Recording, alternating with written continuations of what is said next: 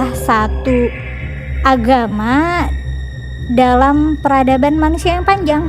Dan sebenarnya Islam itu relatif muda ya. Kayak ternyata tradisi Islam ini banyak beririsan sama Yahudi, sama Kristen yang dulu ya, Kristen Arab bukan Kristen Yunani. Udah gitu juga sama Zoroaster atau Majusi. Tarik lagi, ternyata ada irisannya juga sama agama Sumeria dan Babilonia gitu. Nah dari situ aku menyimpulkan kalau misalnya agama itu ya bagian dari budaya peradaban manusia yang panjang gitu.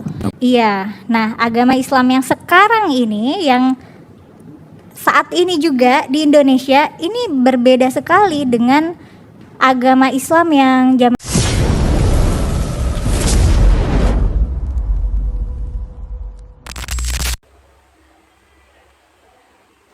ya kan sekarang gitu. Jadi kita kenalan dulu dan mungkin introduction-nya.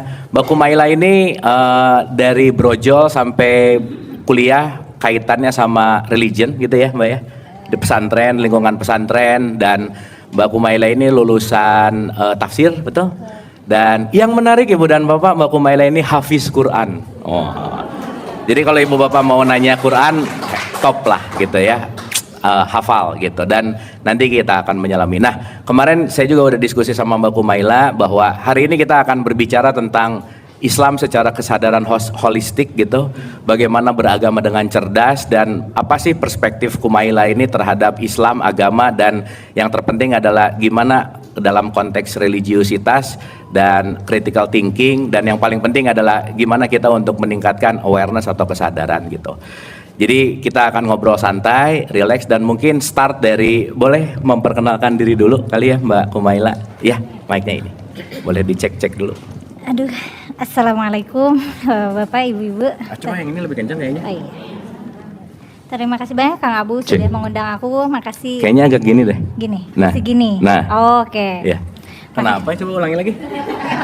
Ceh. Ya. Nah, oke, sip. Oke. Ya, makasih udah nerima aku. Jadi kenalan ya? Iya, kenalan dulu. Kenalan.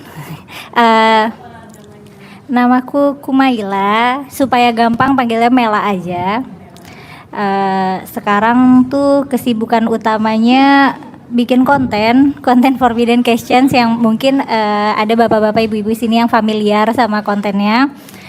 Biasanya tuh aku kontennya bahas agama dan budaya, tapi ambil perspektifnya dari pakai kerangka saintifik dan rasional gitu. Benar kata Kang Abu, aku dari sejak masuk sekolah tuh aku di pesantren, SD SMP di pesantren, terus lulus SMP sempet pesantren tradisional dulu setahun gitu, jadi nggak langsung lanjut SMA gitu, jadi belajar kayak pesantren tradisional yang nggak sekolah formal gitu, yang cuma belajar kitab kuning. Terus lanjut lagi SMA-nya Axel supaya bisa catch up sama teman-teman. Terus kuliahnya ambil tafsir gitu. Jadi memang aku terkondisikan untuk terekspos dengan studi agama, terutama agama Islam. Nah kebetulan ibuku hafal Quran, jadi emang akunya tuh udah di setup supaya hafal Quran juga gitu. Ya, emang udah dikasih disiplin hafal Quran, jadinya aku dari SD tuh udah hafal Quran gitu. Dulu disiplinnya tuh relatif keras ya, misalnya kayak sebelum tidur siang udah hafalin lagi satu halaman gitu-gitu lah. Udah gitu doang ya, tidak ada yang menarik. Oke. Nah mungkin kita perlu tahu juga, karena saya rasa kalau kita bicara dalam konteks pesantren gitu ya, terus jadi hafal Quran dan lain-lain, sampai akhirnya ada momentum yang Mbak Kumaila ini sangat super duper bikin booming seantero netizen raya gitu, memutuskan untuk membuka kerudung gitu. Nah itu menarik gitu ya, dan dari belief system yang tertanam, dari dogmatis yang tertanam, dari segala apapun konteks yang diterima, ternyata ada satu spirit yang Kumaila ini, Mbak Mela ini keluar, adalah bagaimana menentukan bahwa kayaknya aku nih seperti ini gitu. Nah mungkin kita akan mulai begini, Ibu Bapak, seperti apa yang udah kita bahas gitu ya, bahwa terpapar dogma dan doktrin itu sangat luas gitu.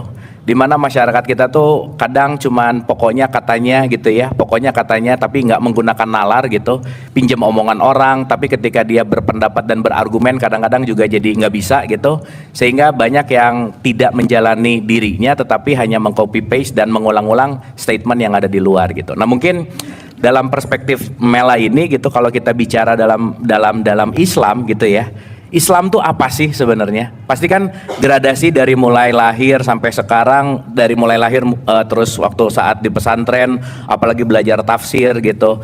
Memperdalam Islam tuh seperti apa, dan perspektif Mbak Mela kekinian now Islam tuh gimana sih gitu? Gimana, silakan. Mungkin yang aku pelajari tuh aku berusaha untuk melihat Islam bukan cuma dari aku, tapi aku apa ya?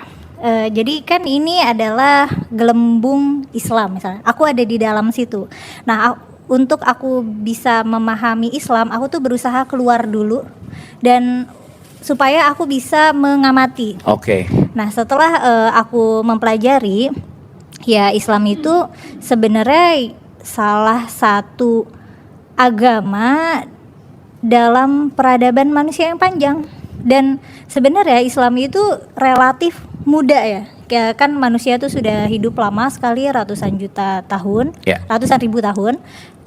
Dan Islam kalau misalnya ditandai dari Nabi Muhammad mulai dakwah, itu ya baru sekitar 1400-an tahun gitu. Jadi relatif muda.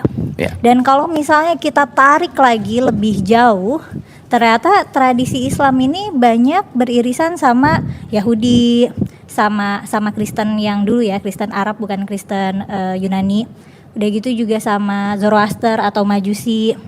Tarik lagi, ternyata ada irisannya juga sama agama Sumeria dan Babilonia gitu. Nah, dari situ aku menyimpulkan kalau misalnya agama itu ya bagian dari budaya peradaban manusia yang panjang gitu. Dan itu adalah adaptasi dari budaya yang panjang yang kemudian kita adopsi menjadi gaya hidup, menjadi identitas. Oke. Dan dari gaya hidup dan identitas menjadi sebuah peradaban, jadilah agama Islam yang sekarang ini gitu. Iya. Nah, agama Islam yang sekarang ini, yang saat ini juga di Indonesia ini berbeda sekali dengan agama Islam yang zaman Nabi Muhammad misalnya, atau agama Islam sekarang di belahan negara lain. Karena sudah ada adaptasi budayanya. Tentu agama Islam di sini, agama sebagai gaya hidup atau aturan hidup nggak akan bisa diterima secara keras oleh masyarakat di tempat lain. Karena di sana manusia kan tidak hidup dalam ruang hampa, mereka udah punya nilai-nilai sendiri. Ketika ada nilai baru masuk, pasti nilai itu terasimilasi gitu. Jadi reduksi lah ya. Udah nggak genuine amat gitu. Secara budaya udah ada akulturasi lah gitu. Genuine, nah ini juga agak bingung karena tidak mungkin untuk bisa genuine, karena proses Islam pada yang syiar Islam pada masa awal dengan sekarang itu beda kan. Kalau sekarang itu kan yang namanya syiar Islam tuh dakwah kayak yang kita lakukan sekarang, melakukan kajian, diskusi. Kalau abad ke-7 itu banyak perlu melakukan agresi gitu. Kita kan nggak perlu. Justru kan yang kita kedepankan itu kan diskusi gitu. Jadi udah emang benar-benar beda konteks. Dan ini yang selalu jadi concern kita, Mbak Kumaila sama Ibu dan Bapak di sini, tentang kualitas pendidikan Islam misalkan. Contoh. Dalam data terakhir, kalau saya ngambil datanya Rehman atau enggak Islamicity Index lah ya, bahwa negara paling Islamis sekarang tuh kan Denmark gitu. Meskipun dari 2010 Indonesia dari ranking 140 sekarang ke 62 misalkan. Karena yang dinilai bukan seberapa banyak orang Islamnya, tetapi bagaimana penerapan Islam di dalam society gitu misalnya. Nah, yang menarik adalah kalau kita Indonesia sebagai negara Islam yang umatnya banyak, kan kalau logikanya harusnya lebih Islami lah dalam tanda petik ya. Nah, Mbak Kumaila ini kan lulusan pesantren nih gitu. Dalam artian itu studi di mana tempat pembelajaran Islam gitu. Nah, apa yang terjadi kok let's say kalau kita bicara tentang studi Islam yang banyak di Indonesia, tetapi tidak membentuk society yang islami lah dalam tanda petik. Sebenarnya yang diajarkan dalam pesantren misalnya, yang diajarkan di pendidikan-pendidikan Islam tuh lebih ke apanya? Sehingga kadang sekarang justru malah maaf ya, jadi banyak berantemnya gitu.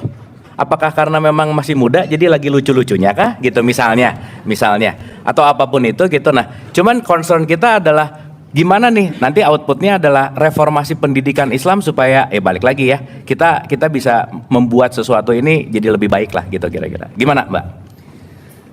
Aku ngerasa kalau misalnya tujuannya mau reformasi pendidikan, itu yang pertama harus dibenerin, yang harus dibenahi itu epistemologi gitu. Kayak epistemologi itu kayak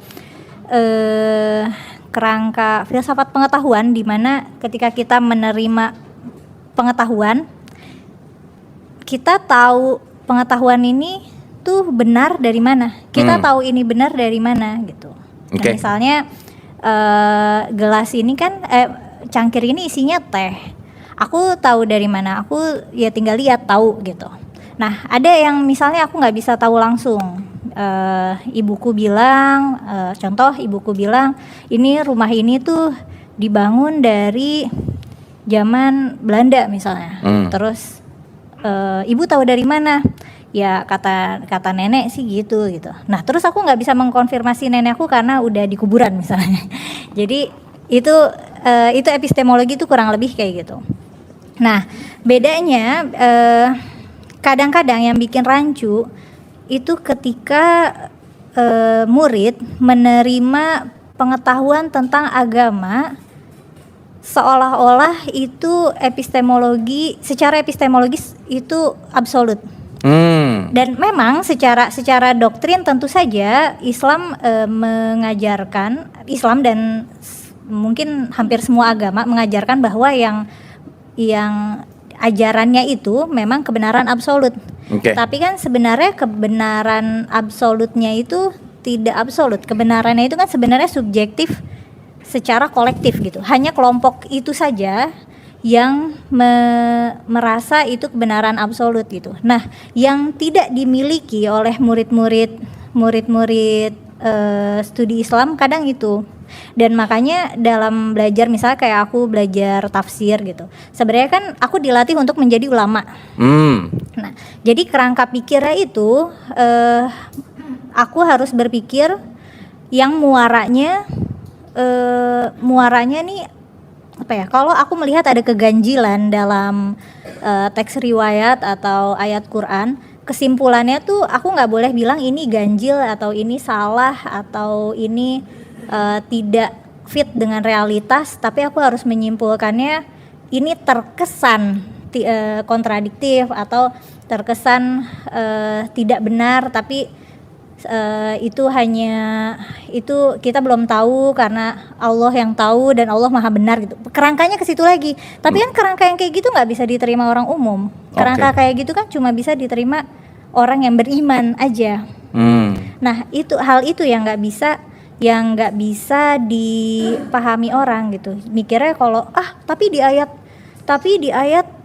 ada ayat Qur'annya gini gitu. Dan itu tuh bikin perdebatan yang nggak produktif. Kayak misalnya konflik Israel Palestina sekarang kan masih ada nih yang bilang tapi kan itu kerajaan David dan Solomon dari zaman kapan, yang padahal secara historis tuh kerajaan Daud yang sangat besar itu nggak ada jejaknya gitu. Memang ada nggak ada bukti historikal maksudnya. Memang tercatat di manuskrip tapi tidak ada bukti artefak atau apa yang makanya sangat mungkin jika itu tuh sebenarnya hanya alegori gitu atau dongeng yang tercatatkan gitu, dongeng suci gitu. Dongeng suci. Makanya jadinya nggak relevan kalau kita pakai buat dasar argumen. Kita jadi nggak napak realitas. Ngapain kita bersandar pada catatan sejarah kuno yang sebenarnya reliability-nya diragukan, yang letaknya mungkin kalau catatan Yahudi itu 6.000-7.000 tahun lalu, untuk masalah modern sekarang yang sebenarnya bisa kita tarik misalnya dari Perang Dunia Kedua, Perang Dunia Pertama. Maksudnya itu tuh lebih napak gitu dan solusinya bisa lebih kelihatan. Nah, kadang perdebatan di Indonesia juga gitu, kayak tidak groundingnya nggak di bumi gitu. Oke. Nanti kalau misalnya nggak pakai kerudung, kasihan ya bapaknya, suaminya nanti masuk neraka yang gitu loh. Oke. Orientasinya akhirat terus. Ini juga gitu. banyak yang nggak pakai kerudung ngomong-ngomong ya. Tapi sayangnya udah ibu bapak gitu ya. Oke, terus. Jadi ya gitu sih, harus dipahami bahwa ilmu pengetahuan yang disadur dari agama itu sebenarnya bukan kebenaran objektif, bukan kebenaran absolut. Kalau kita lihat secara kerangka epistemologis, karena yang mau menerima itu sebagai kebenaran cuma orang yang beriman. Gitu, kita nggak bisa maksain itu ke, misalnya kita ke Rusia gitu, terus tahu-tahu lah kok di sini nggak pada baca Quran gitu. Kan itu kan nggak bisa. Itu tuh yang perlu dipahami.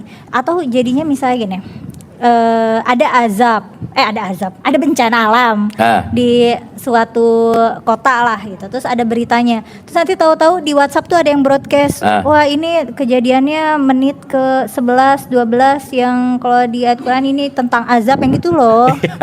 Jadi kayak cara berpikirnya padahal bisa lebih simpel dan lebih mendekati akurasi kebenaran, tapi ini malah kayak langsung cocok logi ke langit gitu. Iya, terus di langit ada tulisan alif lam lam ha, oh ini Allah gitu ya, misalnya, misal, terus ya kerangkanya sih yang paling harus diperhatikan.